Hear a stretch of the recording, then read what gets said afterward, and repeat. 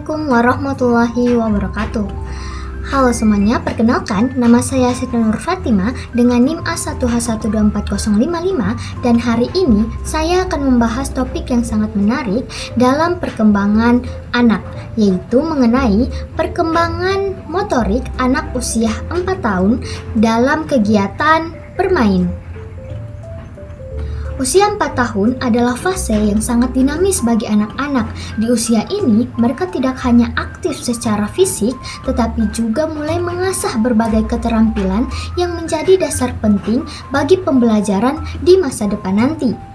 Melalui beberapa cuplikan video kegiatan anak-anak yang saya kumpulkan, kita akan melihat bagaimana aktivitas sederhana itu yang dilakukan sehari-hari dapat menjadi sarana yang luar biasa untuk mendukung perkembangan motorik halus dan kasar mereka.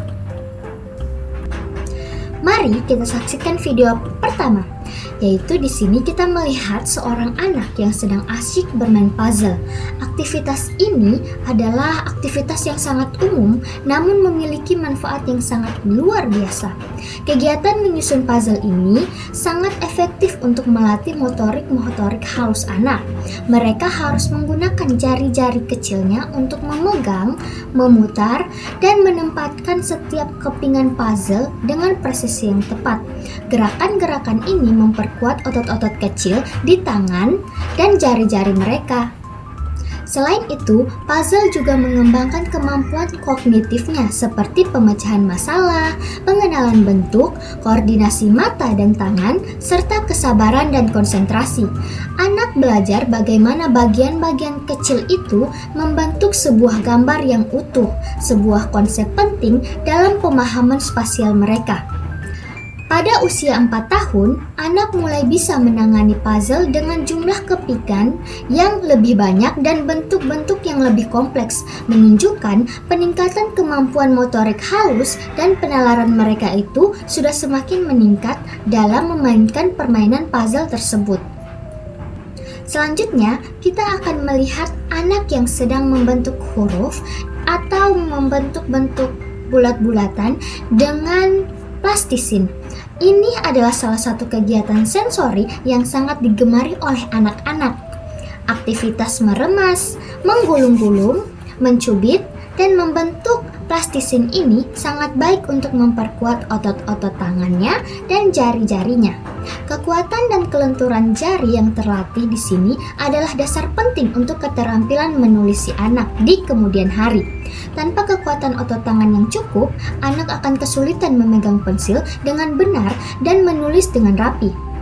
Ini juga merangsang kreativitas si anak dan pengenalan warna serta kemampuan pra-menulis. Saat mereka mencoba membentuk huruf atau angka, sensori sentuhan juga terstimulasi dengan tekstur dari plastisin yang penting untuk perkembangan sensori secara keseluruhan. Video ketiga menampilkan anak yang sedang membangun dengan balok susun. Balok adalah mainan klasik yang tidak lekang oleh waktu dan memiliki banyak sekali manfaat. Meskipun baloknya mungkin lebih besar dari kepingan puzzle, kegiatan menyambung dan menyusun balok tetaplah melatih motorik halus si anak itu karena membutuhkan ketepatan. Selain itu, anak meraih balok, memindahkan atau bahkan bergerak untuk mengambil balok yang jauh ini juga melibatkan motorik kasar dan koordinasi tubuh mereka. Aktivitas ini mendorong pemikiran spasial, perencanaan, dan pemecahan masalah. Anak belajar tentang keseimbangan, gravitasi, dan bagaimana membangun struktur yang stabil. Ini juga memupuk imajinasi dan kreativitas saat mereka menciptakan berbagai bentuk dan bangunan. Berikutnya, kita melihat anak bermain puzzle magnetik. Tampaknya tentang bagian-bagian kendaraan. Ini adalah variasi puzzle yang sangat-sangat menarik. Memilih dan menempatkan potongan magnetik kecil pada papan-papan membutuhkan koordinasi mata dan tangan yang baik, serta ketangkasan jari untuk memanipulasi potongan-potongan tersebut. Puzzle jenis ini membantu anak memahami konsep, bagian, dan keseluruhan, mengidentifikasi bentuk dan fungsi objeknya seperti roda untuk kendaraannya, jendelanya, pintunya, serta merangsang imajinasi mereka dalam menciptakan kendaraan yang berbeda. Mereka juga belajar tentang klasifikasi dan pengelompokan kendaraan-kendaraan yang mereka lihat di puzzle tersebut. Video yang kelima itu adalah anak sedang mewarnai gambar dengan cat air. Kegiatan ini adalah kegiatan favorit banyak anak. Mengendalikan kuas, mencampur warna, dan mewarnai batas garis adalah latihan motorik halus yang luar biasa. Ini melatih kontrol tangan dan jari, serta koordinasi mata dan tangan yang presisi. Ini juga mengembangkan kreativitas, pengenalan warna, dan ekspresi diri.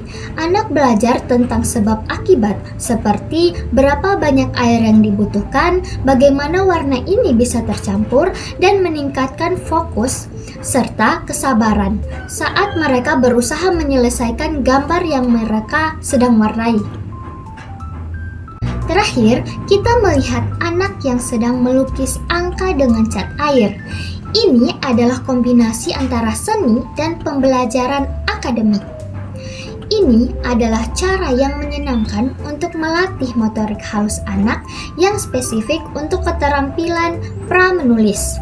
Mengikuti bentuk angka dengan kuas membantu mereka memahami formasi huruf dan angka yang akan sangat berguna saat mereka mulai belajar menulis di sekolah nanti. Selain itu, ini juga merupakan pengenalan dini yang interaktif terhadap angka, meningkatkan pengenalan visual dan memori mereka, serta menjadikan proses belajar ini lebih menyenangkan dan tidak menekan anak. Mereka belajar sambil bermain dan bereksperimen dengan warna-warna yang ada. Dari berbagai video yang telah kita saksikan tadi, jelas sekali bahwa bermain bukan hanya sekedar hiburan bagi anak-anak. Setiap aktivitas dari menyusun puzzle hingga melukis angka adalah kesempatan emas untuk mengembangkan motorik halus dan kasar mereka. Perkembangan motorik ini pada gilirannya mendukung perkembangan kognitif, sosial, dan emosional. Secara keseluruhan, anak yang memiliki motorik yang baik cenderung lebih percaya diri, lebih mandiri, dan lebih siap menghadapi tantangan belajar di masa depan nanti.